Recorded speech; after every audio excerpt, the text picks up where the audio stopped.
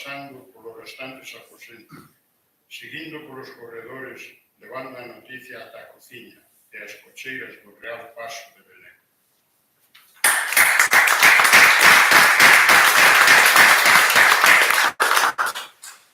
Muy ben. Gracias.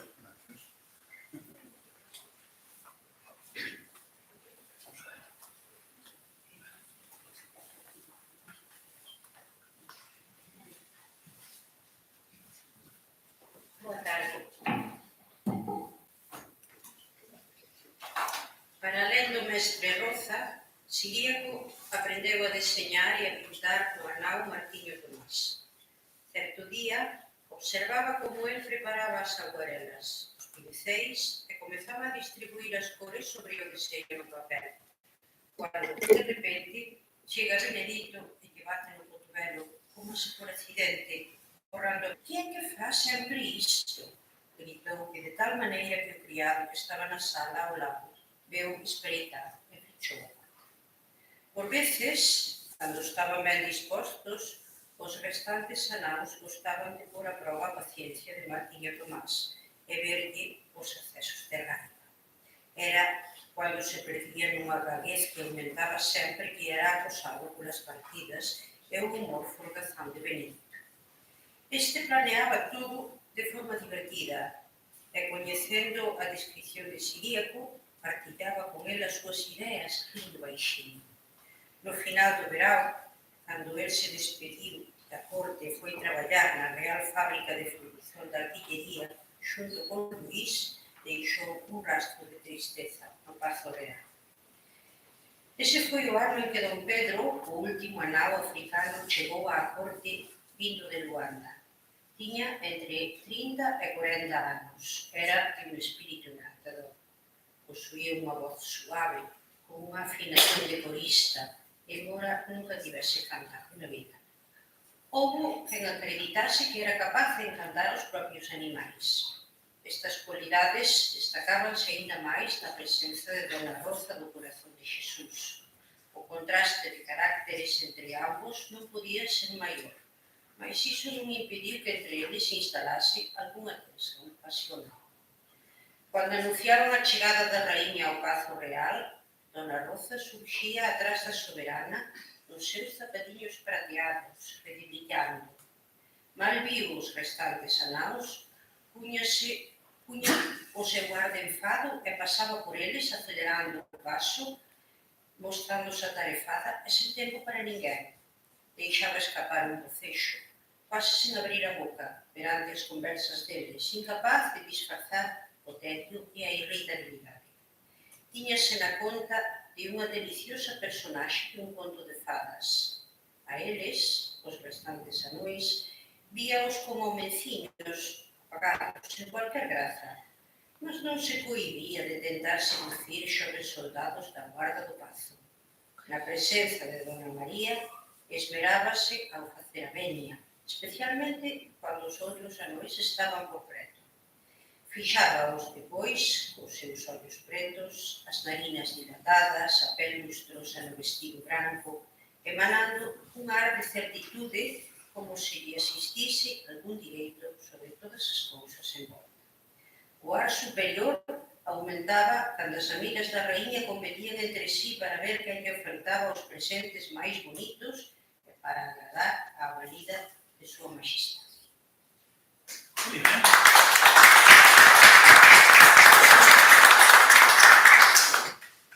Mira, non hai nada máis bonito que estar ben acompañado. Pois non hai nada máis bonito para un pai ou unha mãe que estar acompañado por un fillo. Así que danos o luxo de podermos tirar a fotografía acompañada polo Iago. Adiante. Tal vez o mau xenio da preferida da raíña fose ya unha reasao inconsciente á morte que aí viña, restándole pouco tempo de vida. Dona Rosa escondíase combate permanente co mundo, non revelando unha condición máis frágil do que aparentaba. Non había nela nada que se puidese identificar como un rasgo de inocencia ben intencionada.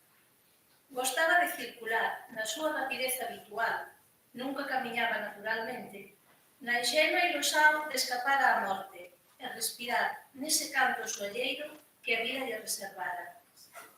Non quería, por nada, perder esa benese, nen ficar para atrás, como se soubese que aquela vida, rodeada de privilexios, non duraría por moito tempo, mas do interese da propia raíña. Era perigoso perder esa pose, por calquer destrasado que fose, e parecer dura e patética, a mesma cousa, explicar o trato preferencial. Este sentimento preenchía todas as rexións da súa pequena alma. Dona Rosa amaba que lle era concedido en a atmosfera de opulencia e de poder que a rodeaba, preenchíalle o ego e satisfacíalle as súas ambições. Non se esperaba que provocase risos nos outros. A súa vida era máis sofisticada. Tampouco comungaba daquela melancolía que os abrasaba. Nem tiña cualquier saudade da vida ou de parentes que deixaran agora. De alguna vez, ter vivido nunha aldea para Dona Rosa, cualquier ligação ao pasado, era un desperdicio de tempo e sentimentos. Ben, pois...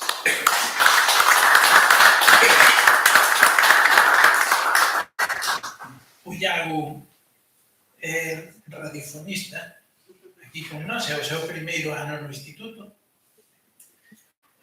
Aquí o temos locutando todas as semanas e acaban de comprobar cal é a razón de utilizar. Mario? A chegada de don Pedro veio darlle algunhas certezas. Dona Rosa non ficare ben falante. Tamén non lle escapaban os seus ollares o galanteo tímido. Na verdade, divertían-na bastante. Era capaz de deixar cair o denso pelo corredor de propósito, na certeza de que de inmediato ele o apañaría e o entregaría, cortesmente, feliz por estar na súa presencia. Era cando lle falaba as presas, a pesar de xa ser home de idade madura. Embora o desexase, non se ofrecía para acompañala, porque sabía que ele non lle concedería tal avanzo. O seu estado de home apaixonado revelábase ainda máis cando, por alguna circunstancia, ficaban algún tempo sentados, perto un do outro, en silencio. O seu lenço é moi bonito, moito bonito, deixaba ele escapar. Ela respondía-lhe con unha gargalhadaciña forzada e un pouco trusista, mas o suficiente para lle causar unha perturbación nos tímpanos. Quisera que Dona Rosa ficase ali, sentado ao seu lado, con os seus pecillos balanceados no ar, ao lado dos seus, até a raíña voltar dos seus afaceres e partir de novo para Quilos. Ficaba, entón, ansioso, esperando revela nalgún dos palacios reais. Nun paseio que estendía á súa volta, sempre que acompañaba a soberana a misa ou un recital, nunha paseio enervado e carrancudo. Ela parecía divertirse, ao que ele respondeu de inmediato: non veo acompañar súa majestade, non brinque. Vendo-a, despois, empantada pela súa resposta leve e frío sorriso, vexo-me obrigado a evitalo, dixo-se quanto viera. Que será que fiz? Pensou ele, ainda a sentir o cheiro do perfume francés. Pura lei, no acaso faría con que aproximadamente de Dona Rosa de Corazao, de Xesús, e don Pedro de Luanda conseguise fixar, como o seu pincel, a súa postada de Xuxespán, da cerimonia de nupcias da súa valida Dona Rosa con don Pedro. Neuranán de Luanda, voz de Canario. O mestre Conrado Rosa encontrou a mellor forma de os dispor na tele. A imaxe dos sete anões é un rapaz tigre, cromáticas e pasíveis nos seus contornos.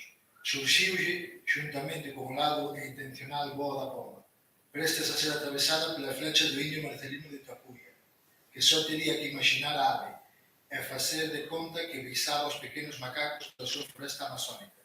Os respectivos nomes, as cidades e reseñas biográficas virán despois, e ben disfarçadamente, por entre as súas roupas, así como a asignatura final JCR do mestre.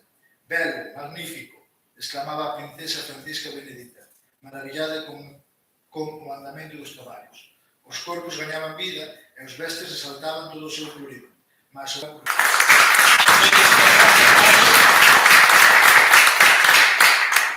agora temos outro deses momentos especiais que nós non temos que inventar porque nos veñen dados. Entón, pido que veñan aquí para o estrado 3 persoas para facermos unha fotografía.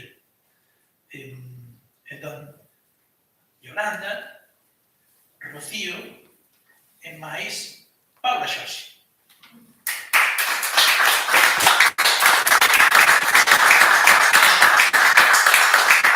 Vemos allí, a Paula estaba esperando na porta. Nós estábamos esperando pola Paula.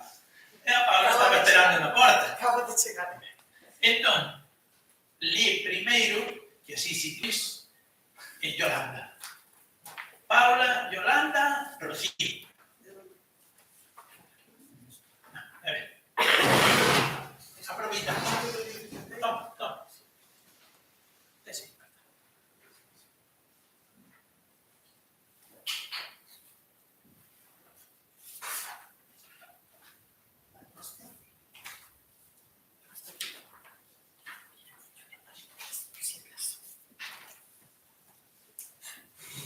Sígate o micro, por favor. Luís sentouse na cama. Acabou de se vestir e dobrou meticulosamente o pixama e pediu a Anão que lle contase máis pormenores. Quen estaba no cuarto do príncipe e o que iría seguir. Benedito movía delicadamente as mãos. Tremendos labios. É unha desgraza, dice, esforzándose para chorar máis do que até agora conseguira. E así foi pasando pelos restantes aposentos, seguindo pelos corredores, levando a noticia até a cociña, ata as cacheiras do Real Paso de Belén.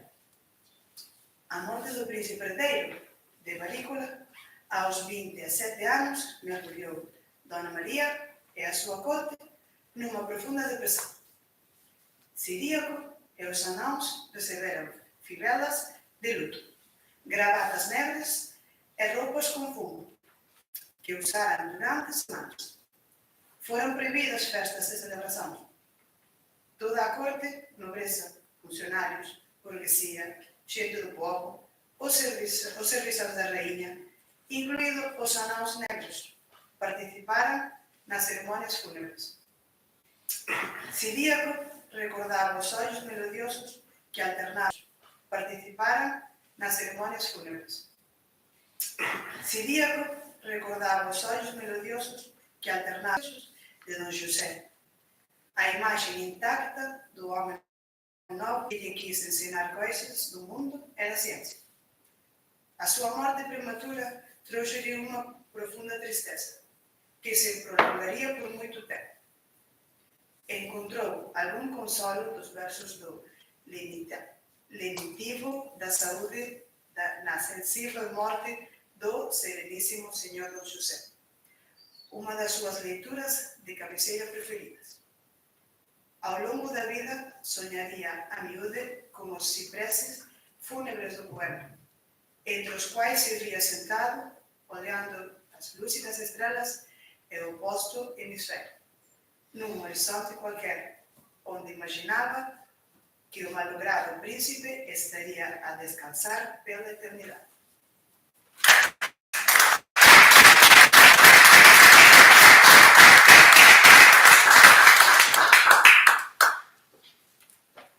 Yolanda, é o teu momento. Boa tarde. 3 deles soben ao palanque.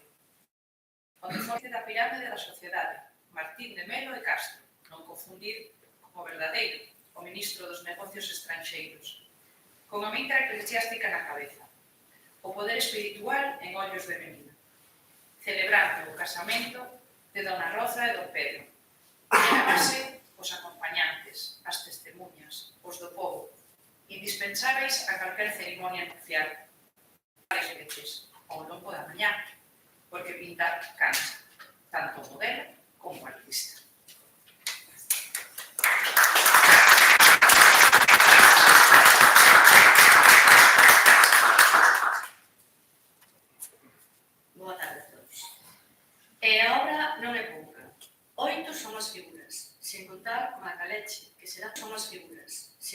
igual con a caleche, que será pintada máis tarde no lugar do palenque. No soño dos noivos, secretamente comprometidos, estes saíron despois dela, levados pelo ánimo inviolável da paixón e por cabalos brancos para a súa lúa de mel imaginaria.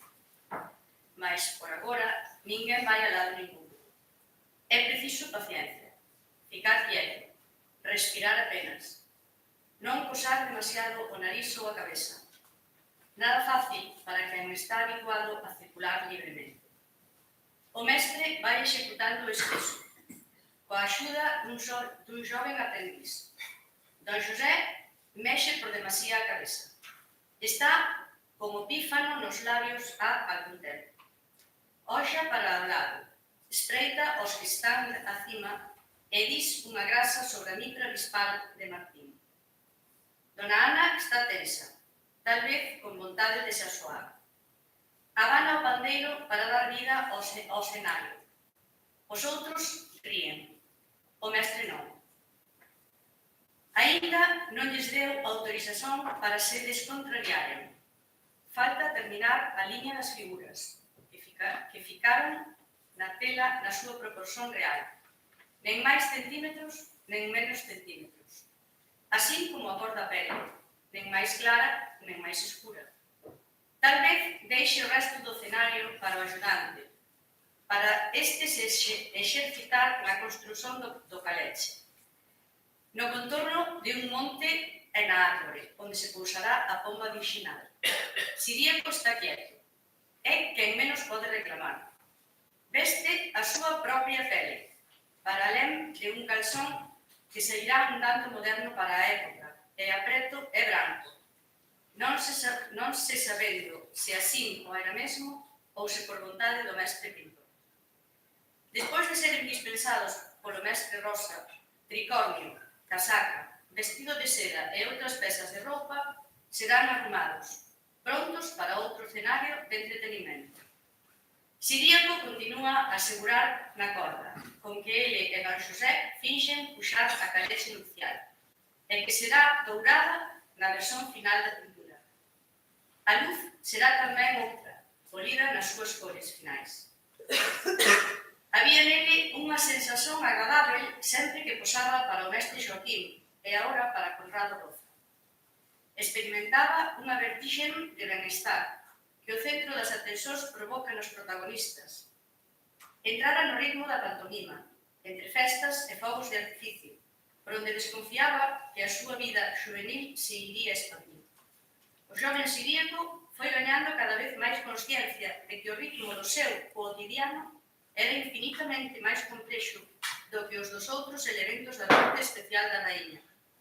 Para o resto do grupo, a excepción de Don Roza, tratouse máis dunha actuación como aquelas que están habituados a facer na corte, para os convidados. Fícase agora en camisa e medias brancas, e voltase ás rutinas do paso real.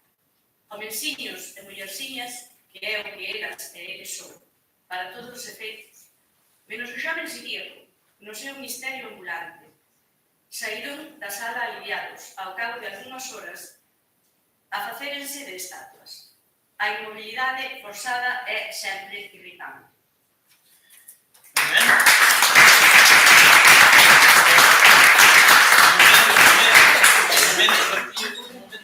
Non me deixamos marchar.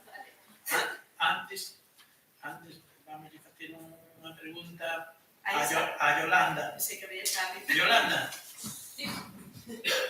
cantos anos ten Arume? Pois a Lume está de cumpleanos, cumple 10 anos, desde 2014. Arume cumple 10 anos desde 2014. Ben, oi, hai que comprar 10 veliñas para soprar. Somos moi noviles. Rocío, cantos anos? Nos imos a pola cincuentena, se Dios quere, cando cheguemos a novembro.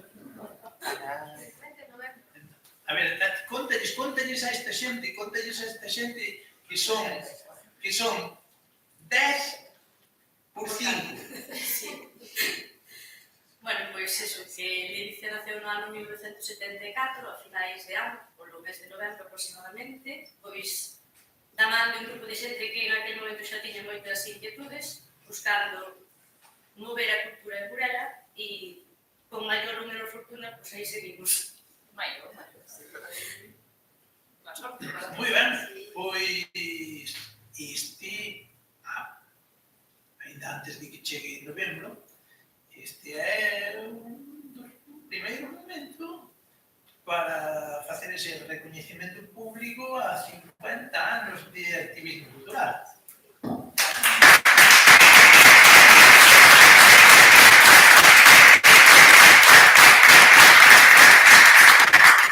Hai moitos cumpleaños no alumno deste ano, porque se ven alumno que cumple 10 anos, dan para cumplir 25, nós cumplimos 50 e a cofradía acaba de cumplir 10. O sea que vamos a seguir encadenados. Este ano hai festeixos por todas partes. Ben, pois non podía ser mellor. A ver, temos aquí unha fotógrafa e Juan, levántate, por favor, ven aquí. De Ampara. Ben. Os dous. Oh. Non, que foi? E a Paula marcha como se a Paula dixo, Paula, por favor. É o complemento para a tua leitura. Ven, pasa para aquí. Aí está. Aquí, mira, está.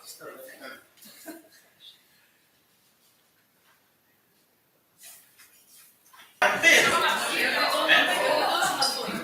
Moi ben, pois temos por aí preparado o vídeo de Rosana.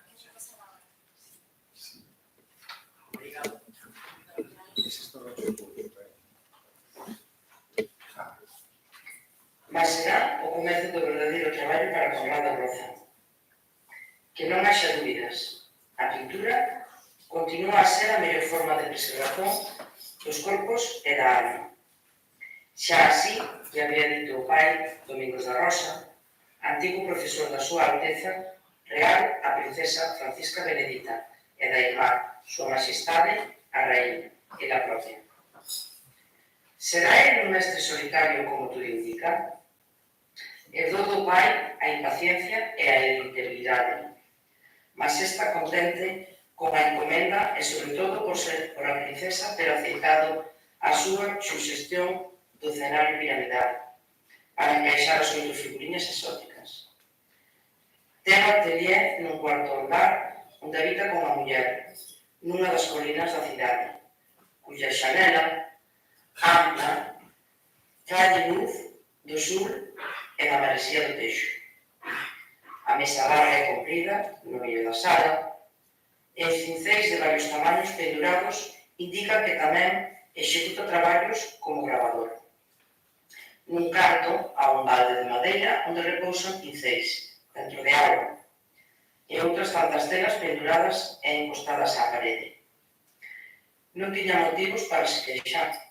Anos antes, sucedera ao pai como mestre retratista e pintor da corte.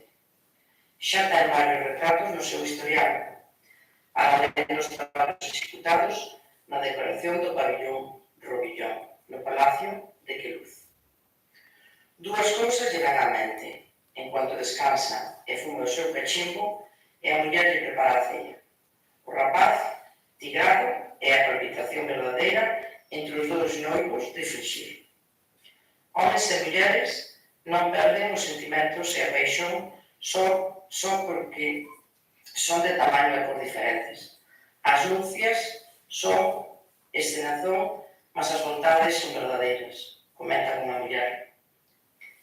Porque un artista non pinta apenas aquilo que ve á súa frente, mas tamén que lle diga o que lle chega dos poros e do ollar retratados. As leccións e tonalidades xúntanse aos suspiros e ansiedades sufocadas. Os peitos soben e descen na proporción do calor que vai no sangue. E ninguén lle tira a certeza de ir para ela en xeito de conclusión de que ali se viveu e registrou na tela. Xuga na raíña a forma de Teixo, día de tempestade. Insiste levantándose. Pega entón no piso que tiña sobre a mesa, onde deseñaron a pirámide con as figuras distribuídas nos seus lugares e escreve por cima e de lado 1,90 m por 2,70 m.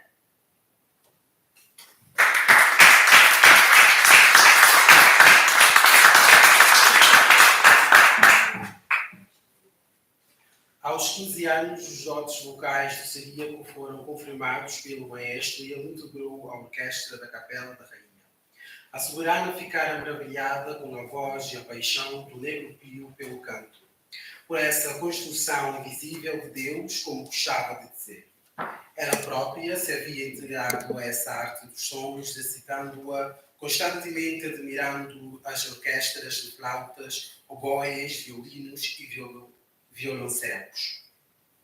Quando o tempo o permitia, os músicos juntavam-se nos jardins dos palácios, em volta de um cipreste, perto de um lago ou de uma estátua, soltando os primeiros arpejos de áreas antigas ou de alguma partitura nova chegada de Itália.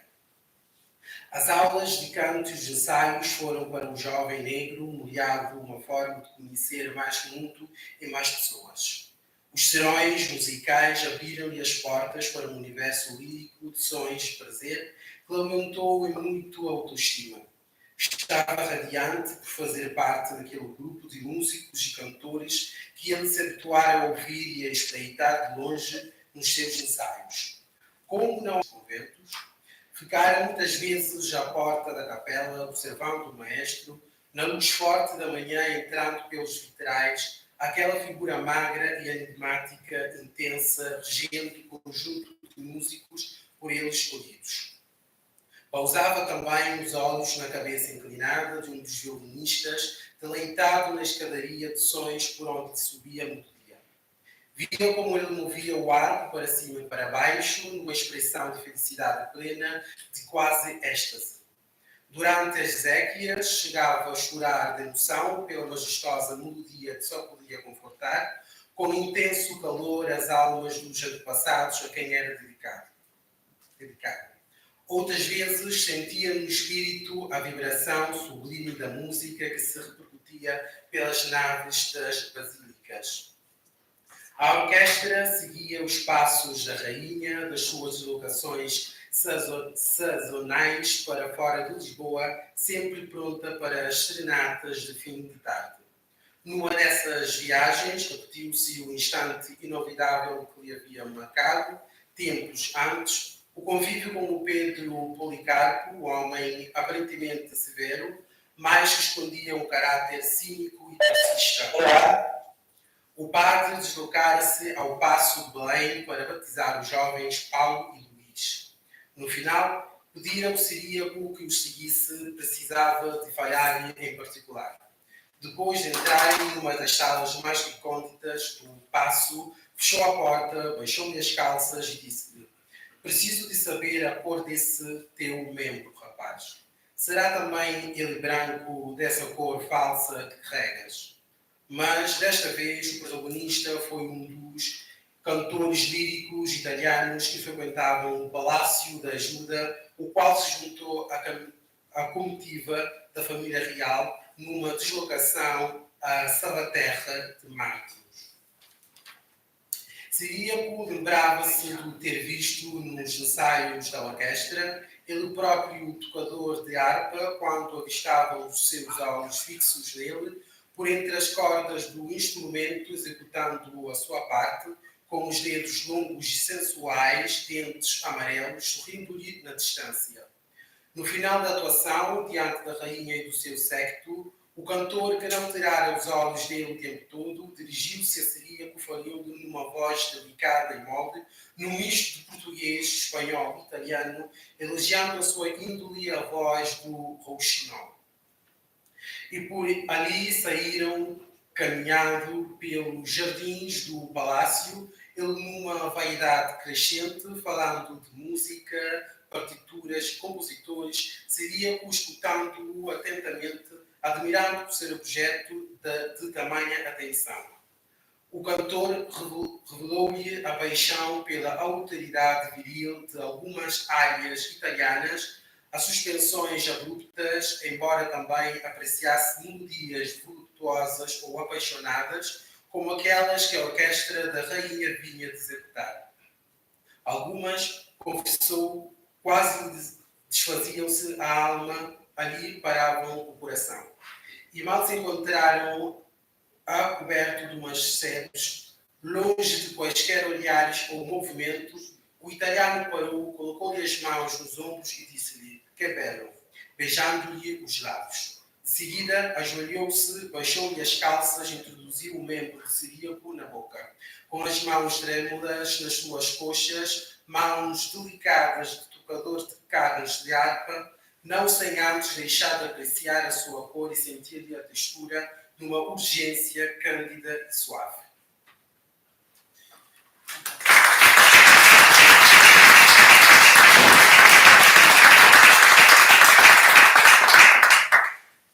Pinto, espera un segundo. No, vente.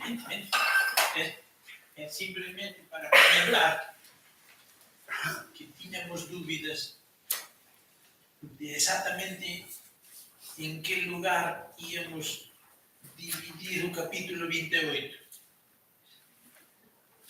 E non tivemos ninguna porque pensamos que lle vamos recortar ao Edilson.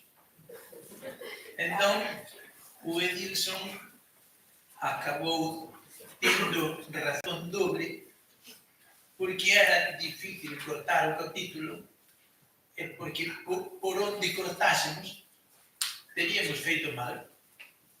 Entón, é agora o momento de Pinto que nos vai levar a Lisboa, onde o bicho, como así lle chamaban, o bicho.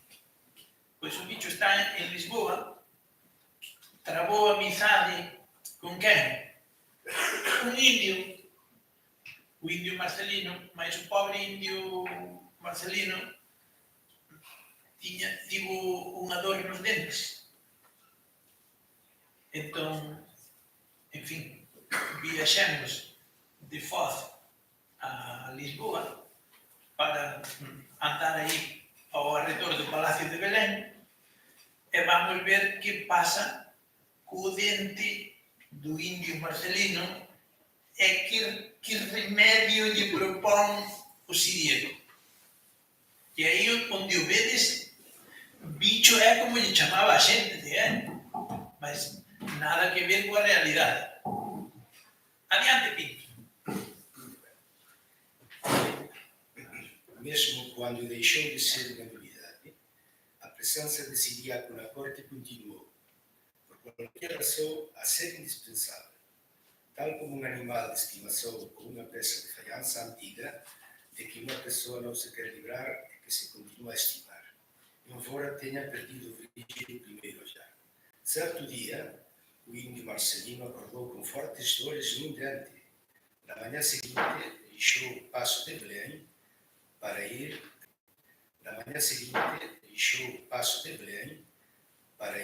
tratar Lisboa. 2 meses depois ficou doente com uma moléstia desconhecida. O cirurgião sugeriu que fosse enviado para a casa das senhoras Teixeiras, onde já tinham estado também alguns dos anões com visitas. A um deles, Mateus, tinha-lhe sido também extraído um hematoma no pescoço. Porém, para a tristeza de todos, e grande choque de Ciríaco, o estado do índio Marcelino de Ripuia complicou-se. Ele morreu. Contaram as senhoras Teixeiras que, banhado em suor, no meio de um delírio cujo significado nenhuma delas conseguiu entender.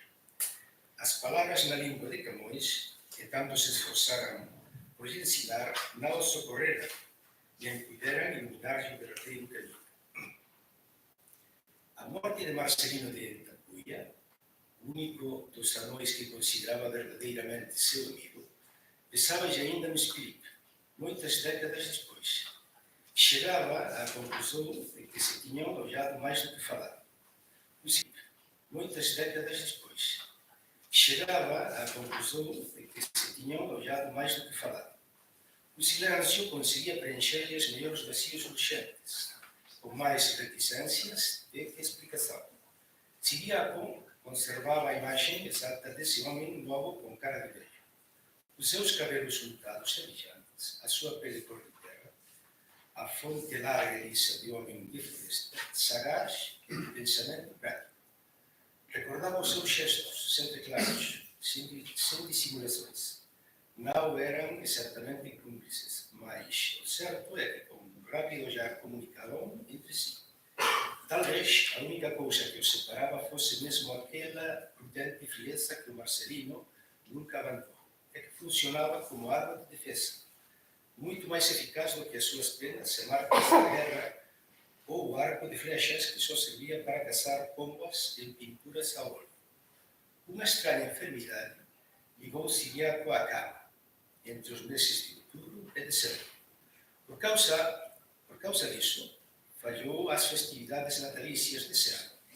Pela primeira vez, não integrou o séquito da soberana nas visitas a Sintra, às Caldas ou a Ramajal, nem participou nos concertos da orquestra da Capela. No ano seguinte, a sua saúde voltou a piorar e tive de recolher novamente ao leito de janeiro a julho. A fraqueza que se instalava parecia resistir a todos os fármacos e medicinas das senhoras Teixeiras. Estas faziam de todo para a sua melhoria e restabelecimento, seguindo as orientações do cirurgião. Recorreram ao leite de burra, alimentaram-no a cevadinha de França, farinha de aveia e sopa de frango. No entanto, acamado fraco, tinha cada vez mais dificuldades em respirar. Pelos finais de julho, as senhoras Teixeiras receberam uma saca de carvão para ajudar na confecção dos remédios.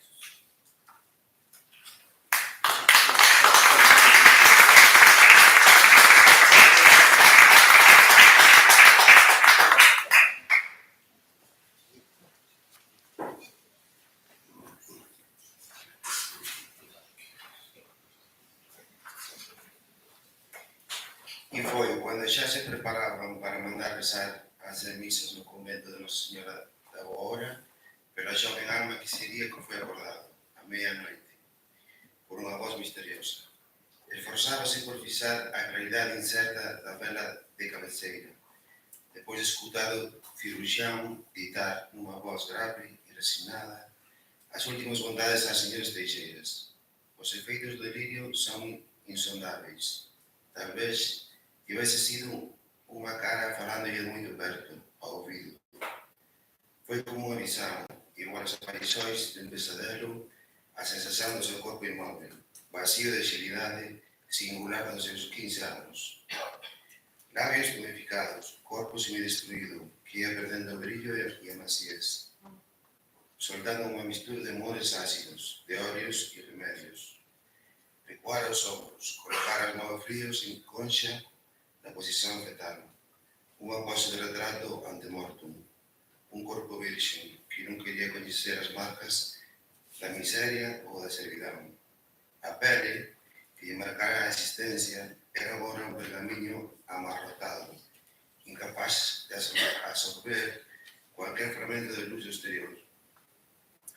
Prevendo que estaria para chegar, fechou a boca, para que a morte não lhe entrasse por ali. Não escutava a sua própria voz havia dias.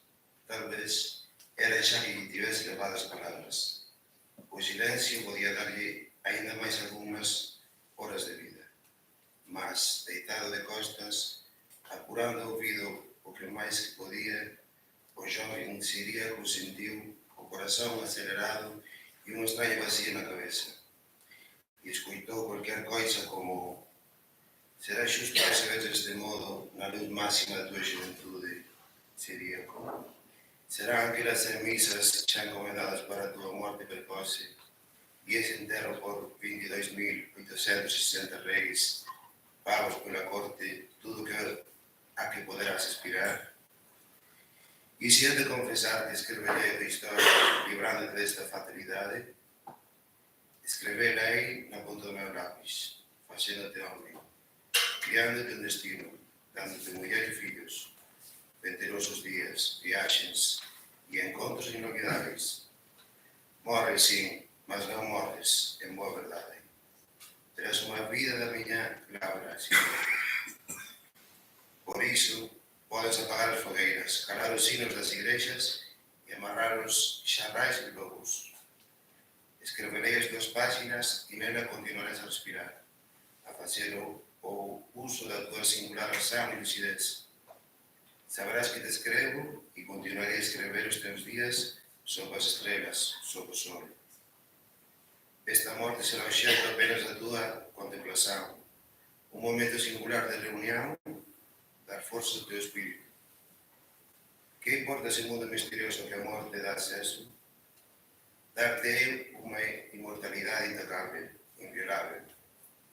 Seguir-te como un animal, sombra invisible, conducindo as tuas alegrías infinitas, escrevendo as tuas virtudes.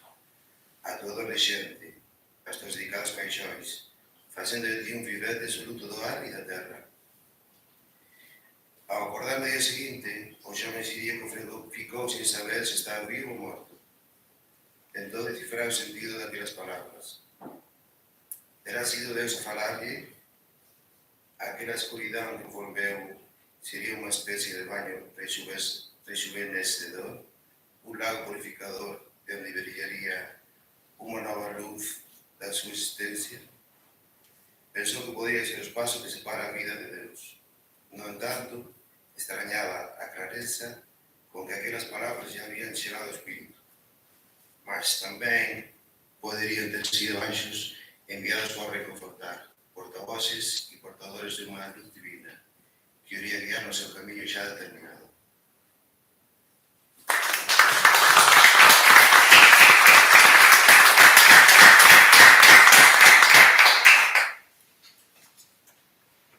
Foi entón dominado por unha tristeza de non poder continuar a ver os animais do patio dos bichos e os seus amigos anões. Non desexou máis nada do que ter un último momento con eles, inclusivamente poder despedirse dos pásaros e dos peixes, até que esta luz nova se apagase de vez. Mas a súa frente surgiran as señoras Teixeiras, esfregando as mãos e os ollos de contente, correndo as cortinas das janelas e dando grazas aos seus, como se ele estivese a chegar a casa vivo depois dunha violenta batalla. Elas estaban de veras abismadas, como se aínda pudesen escutar o retinir das armas e o relinxo dos cabalos. As mãos tremíanlles de emoción. Ouvi e vi coisas. O que me aconteceu? Preguntou ele, retendo o corpo na cama. Sim, sabemos iso, mas a pregunta non é esa, é sin quen te aconteceu, meu fillo. Mas agora é hora para descansar e regresar á vida, dixéranlle. Vi o mundo de cima, balbuceou. Acontece a todos, responderanlle en unísono. Como pasar do tempo, o seu corpo revitalizouse, como unha planta socorrida por un jardineiro meticuloso. Os brazos, as pernas e o peito gañaran a residez antiga. No espazo dunha semana, as comidas e o cariño das señoras Teixeiras restituíranlle a firmeza e o equilibrio. Os raios de sol na janela do cuarto tonificaranlle os labios, a face e os ollos. As pernas eran agora máis longas, como se a inmobilidade forzada daqueles meses tivese liberdado unha enerxía inaudita. A sensación de debilidade e placidez seguiuse unha ansia de viver, guiada por unha luz totalmente nova e unha leveza especial. O tórax perdeu a flacidez infantil. Estaba agora dilatado pelo ar e a firmeza do tecido muscular. O rapaz de xeito infantil, que parecía sucumbir á febre maligna, deu lugar a un joven cuyo rosto parecía esculpido a cincel. Siríaco non perdera a candura, continuou castamente empeñado en ser fiel á raíña e súa familia. Voltou a ocupar o seu lugar no coro da orquestra da capela con unha renovada graza. Retomaba unha paixón que se anunciaba duradoura. Nese ano morreran os anões Don José e Martiño Tomás, cada un con direito a 40 misas pelas súas almas. A fortuna comezou a mudar para ele e para os servizais especiais da corte. Os tempos da distribuición de cruzados novos no día de San Jerónimo eran coisa do pasado. Tempos depois, a Corte decidiu permitirlle a ingestão de aguardente con fins medicinais. Ao nao Mateus foi extraído un dente, mas depois foi preso por roubo e ingresou na recén-fundada Casa Pía. No verán, Siríaco cantou coa orquesta da capela no Paso de Queluz durante o casamento do croata Antonio Pusic coa filla dun marido da raíña. Non me quere fixara e que habería de reencontrar quase 30 anos depois na vila da praia de Santa María, cando este foi nomeado gobernador da provincia de Cabo Verde.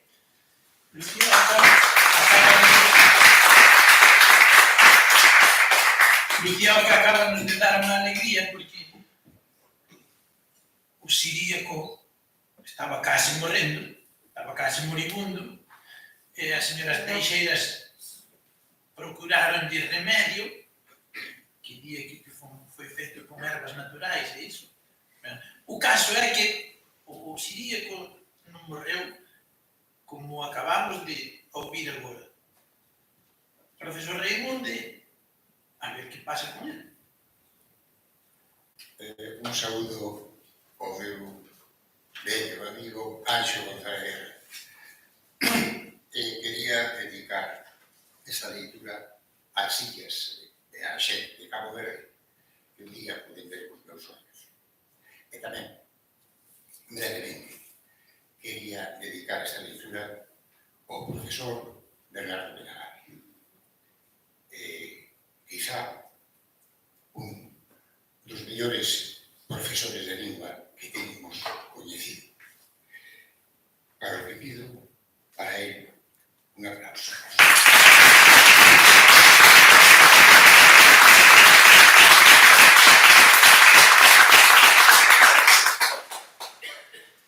Eu vou ler con pronuncia de Galiza, ainda que sexa en portugués internacional tamén. O gato branco pulou e instalouse no seu colo. Sempre que daba a súa falta, Siríaco saía a procuralo polos salóns e corredores, polos xardíns, ata encontralo no cimo de un móvel enroscado. Mas algunha cousa lá fora chamou a atención de Siríaco e ele levantouse. O gato saltou para o chao, desmugando, de unha das xanelas do palacio, viu como se tiña acumulado xunto aos portóns máis un grupo de súbditos moito especiais da raíña. Viñan de todos os cantos da cidade e do reino, aumentando de caudal. Tomaban o seu lugar aguardando a saída da soberana, pacientemente, ávidos desa recoñecida xenerosidade da máis indulxente dos pobres, desvalidos e dos demais estropiados. Homens, mulleres e crianzas soñaban con aquele esperado momento do remeso das moedas. Acto de caridade da piedosa, cuxa fama atraía bultos armados de muletas e seguindo chagas, úlceras, moitas delas fabricadas con esmerada perfeición. Alguns confiaban aínda na xenerosidade dos amigos e convidados da familia real. Algúna caridade estranxeira de visita, máis sensível e afectada pola dita en especial daqueles que se revelaban devotos de algún dos santos máis adorados.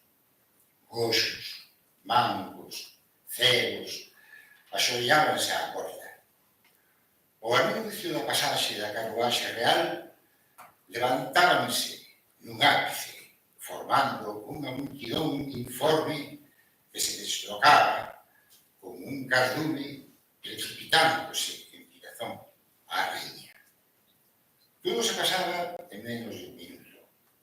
Unha exaltación eufórica e febril que normalmente terminaba en empurróns, gritos, puxóns de cabelos, pisadelas, cuspicións Sirenas e rañaduras na calvater de magos de unha corrida de touros e se ouviran gritos vindos da carruaxe real. Ai, Xesús me acuda, o que se pasa, súa majestade? Séntese ben? E o atropelo dos pasos por entre gritos e sufocos. Marcharan ao palacio de Queluz, previa soberana de ser levada para os seus aposentos e acalmada, enquanto chamaban ao cirurxián da corte. Dona María revelaba un súbito pavor pola figura do diabo e polo inferno, gritando día e noite, evocando Xesús en seu socorro. Gritaba e expulsaba tamén a criadaxe. Nos días que se seguían, Siríaco adormecía de ollos fixos no reflexo inquietante da luz das velas.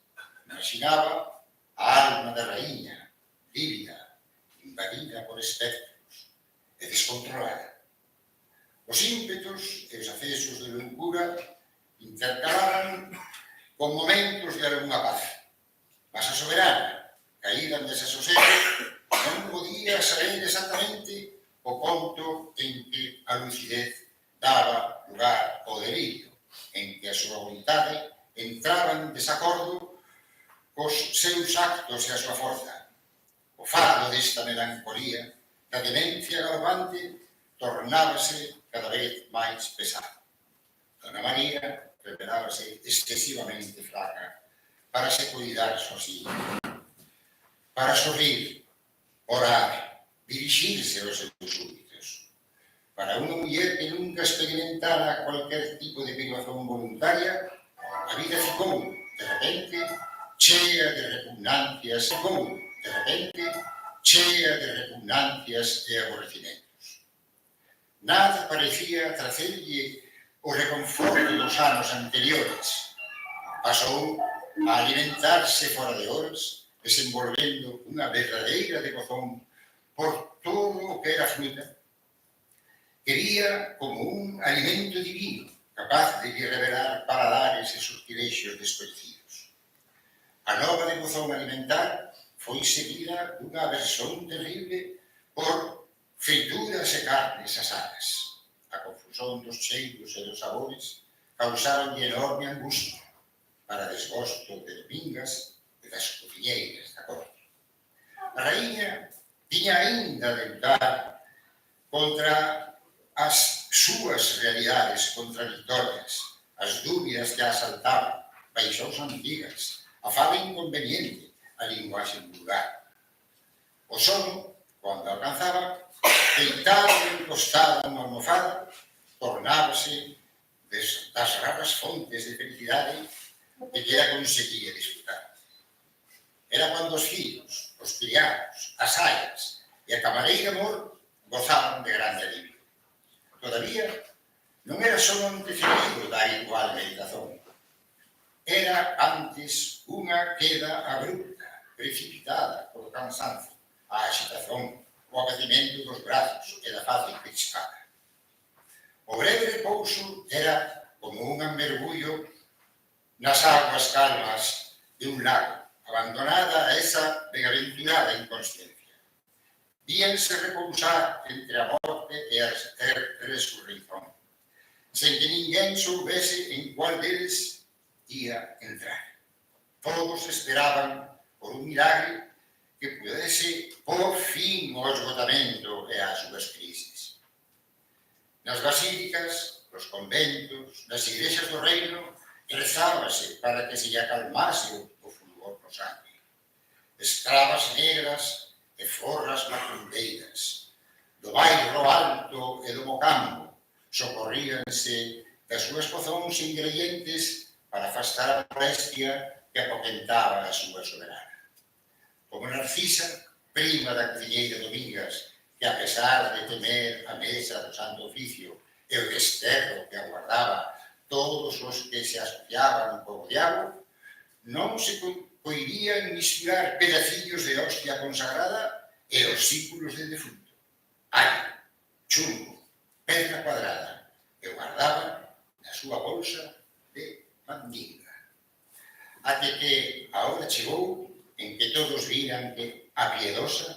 xa non podería dedicarse mínimamente aos negocios do Estado. Nin dispensar generosidades, audiencias e despachos deberían mudar de mãos. O relatorio oficial dos seus actos chegaba ao fin, despois de moitas decisións importantes, que exixiran coraxe e determinación para a desexada pacificación do reino. O interese público e a normalidade así o exixían. Infelizmente, nen os máis de 20 médicos que a consultaran haberían de encontrar a cura, o esperado milagre para o seu mal. Agora, a súa paz de espírito dependía, quase sempre, da sorte de un serón musical ou de unha viaxe lírica por paisaxes doces e ardentes. Siríaco acompañou a submisión da súa raíña ás misteriosas forzas diabólicas. Era a única medida da súa existencia, o deseño da súa propia memoria. 4/5 da súa vida non tiñan conseguido escapar ao contagio destes acontecimentos. Entre estes momentos, había unha dor indefinible, unha paz inalcanzable. Ainda hoxe sentía que había un home novo que continuaba a xemer nun canto de si propio. O ser humano non nasce de un único acto, vai nascendo varias veces ao longo da vida.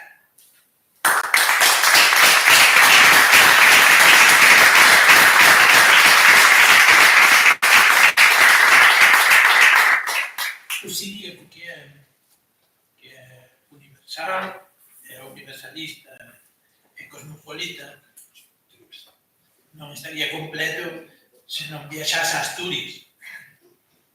A ver, Cabo Verde, Brasil, Lisboa, Cabo Verde, hoxe estivemos pola Argentina, o Perú, Asturias tiña que estar. Asturias. No día en que iría acompañar o príncipe Don Xoán á inauguración da praza do Touros do Salitre, dixéronlle que debería levar uns calzóns para vestir durante o evento. A chegada do príncipe e do seu séquito soltaron 2 balóns enormes, presos por unha corda, un deles en forma dun touro e outro de un toureiro. De seguida, Siríaco viu cando cabaleiros entraron na arena e degolaron de un só golpe e a galope os carneiros que estaban perdurados nun fío para grande aplauso do público. Durante o intervalo do espectáculo, viñeron buscalo e a Benedicto e, con a anuencia do príncipe, leváronnos para a area da entrada da arena. Mandáronnos despir as roupas e ficar apenas en calzóns. De seguida, sentáronnos cada un no seu burro e colocáronlles un tricornio na cabeza. Alguén deu unha palmada en cada animal e estes entraron tímidamente na arena para a grande alegría do povo que asistía nas bancadas. Cando os burros pararon, un negro intervaleiro correu para eles e deulles máis unha forte palmada nos cuadrís. Os burros saltaron para a frente e Siríaco e Benedicto tiveron que se asegurar ben as crinas dos animais para non caer. O público non paraba de rir e de aplaudir. Despois de 3 voltas á arena, viñeron buscalos antes da entrada do segundo touro e do anuncio da coraxe extraordinaria e das artimañas que un vello negro chamado Pai Guiné se preparaba para facer ao enfurecido animal. Siríaco divertiuse despois a ver o africano, comeu o corpo de fora dun barril, atizando o touro, rolando para dentro cando este investia. Depois, cando o animal se distraía con os gritos o público, saía e espectáballe rápidamente unha falca, voltando de novo para dentro do barril.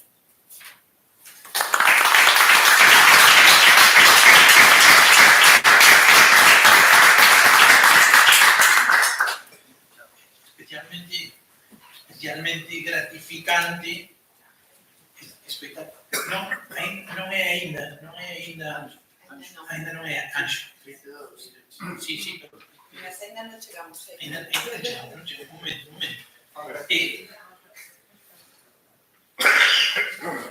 Aviso de novo.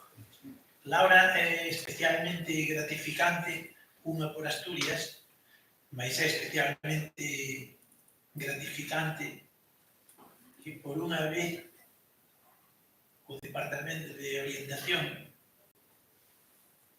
participase nun encontro destas características.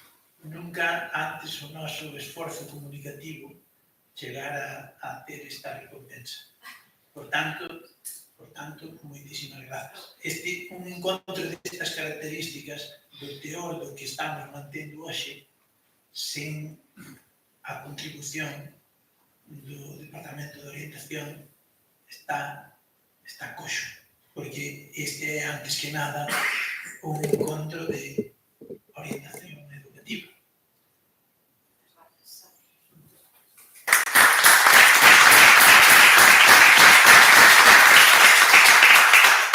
Agora viaxamos antes de ir a Cervo, antes de pasar por Cervo, realmente para ir a Vilanova de Lourenzá, que é onde ten que ir, chamamos as cousas polo seu nome. O Siríaco ainda ten que pasar por Xove. De Xove cheganos esta voz.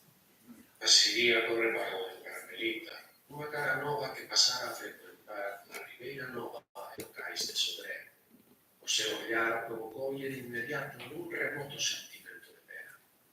Ao principio era atendiada e profesional e despojada, mas o segundo encontro mostrou unha dosura febril que disimulaba con conflito ilegítimo. Siríaco pasou a levarlle pequenos presentes, doses que Domingas confeccionaba na corte ou frasquiños con restos de perfume que se piqueaba pelos toucadores do Real Paso de Belén ou do Palacio de Creus. Carmelita contoulle a historia das mulleres da súa familia, escravas incesantemente preocupadas en alimentar os fillos, cuxas orixes se perdían na noite dos tempos nesa África de terror e ignorancia. Ele olhou as súas feicións do rostro, peliguda, esbatida, mas que ainda así a mantiñan remotamente aparente.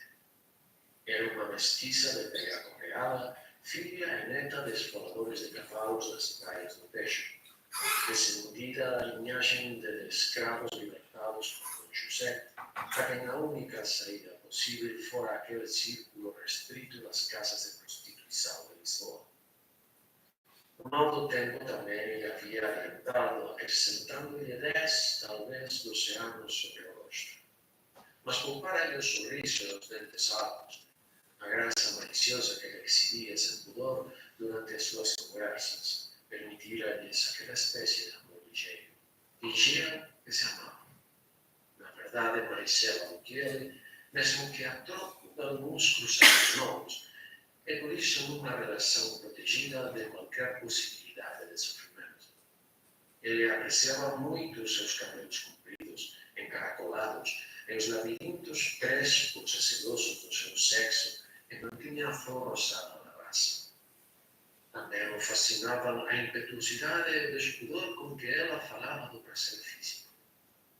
Siríaco cedo sentiu que a mestiza era diferente.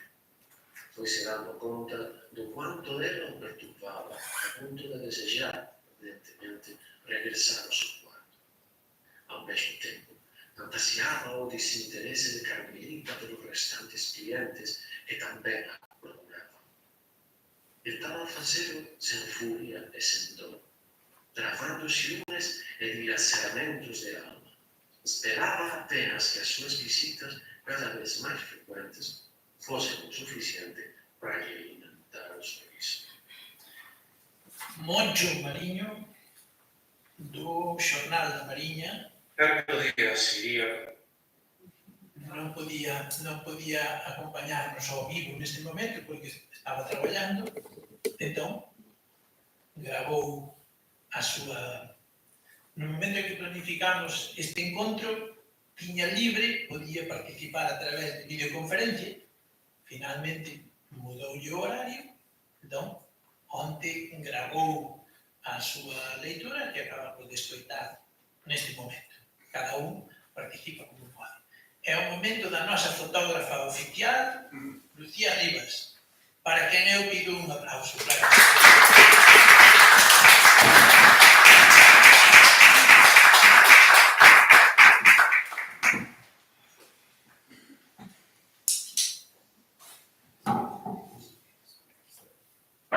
Un domingo de verán na compañía de Luís e Paulo. Siriaco atravesou unha cidade para realizar un desexo, antigo, participar na festa do devoto da Nosa Señora da Andaraia. Despois de escoitar un par de cegos cantar na viola e a conversa animada dos negociantes ingleses. Na embarcadoiro do Sodeiro xuntáronse a un grupo de curiosos que asistían a técnica de pimiento dun dentista español que traballaban en plena Cuba. De seguida, atravesaron o Roxio e subiron ao encontro da animación que baixaba fina do barrio da Graza. O ruido do barullo dos tamboreiros encoaban por as fachadas dos edificios e espallábase por sobre os tellados. As persoas ían detendo de varias ruas, en volta que eran como tributarias desta arteria principal, para onde o povo confluía.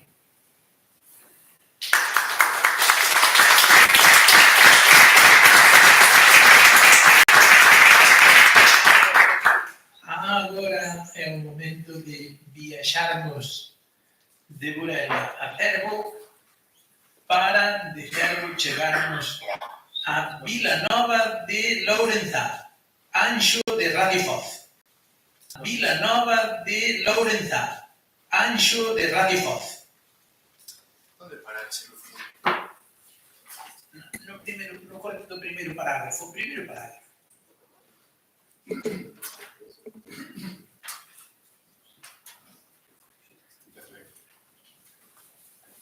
Non demorou a confirmar.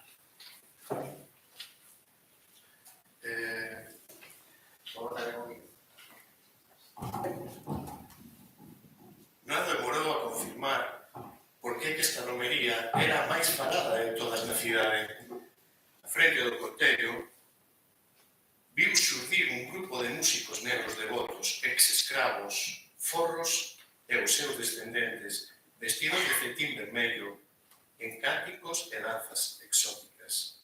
Tocaban pífaros, violas, rabecas e cornetas, logo seguidos polos berimbaus, cangaz, pandeiros e marimbas. Siriaco, Luís e Paulo sorriran cando a ruidosa romaría os invadiu e os levou como a onda da urna para en mar. Varias cofradías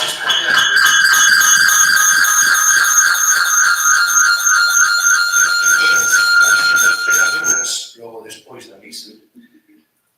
A danza animaba as persoas que acompañaban o cortello.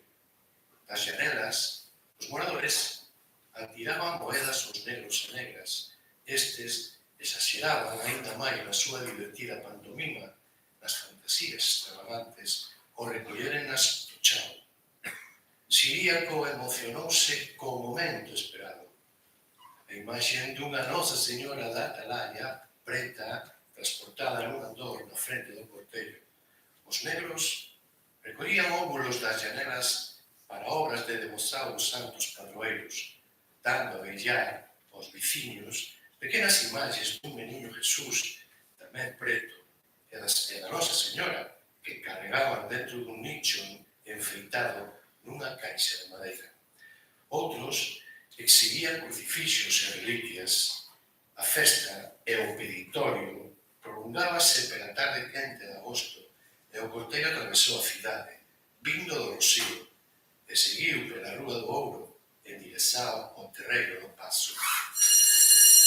E foi só cando os irmãos devotos iniciaban a travesía do Tello a bordo das centenas de embarcazados que Siriaco descubriu Carmelita por entre a multizao, estaba na compañía dun home máis vello, de bochechas rosadas. Pareceulle extrañamente feliz. Seguraba unha sombriña amarela e tiña unha flor no cabelo ondulado, brillante, masío, tal vez demasiado encharcado en aceite ou baña de cheiro. Carmelita emanaba unha paz e unha tranquilidade que ela nunca vira. Por instante se esqueceu todo en volta e ficou a observar o seu vestido de cambralla, novo, fluido, en un ton pastel, novo, fluido, en un ton pastel, ao contrario das vestes gastas e encardidas que ele lle coñecía. Calzaba botíns brancos altos con adornos de perolas de imitasao. Ninguén diría que era a mesma persoa.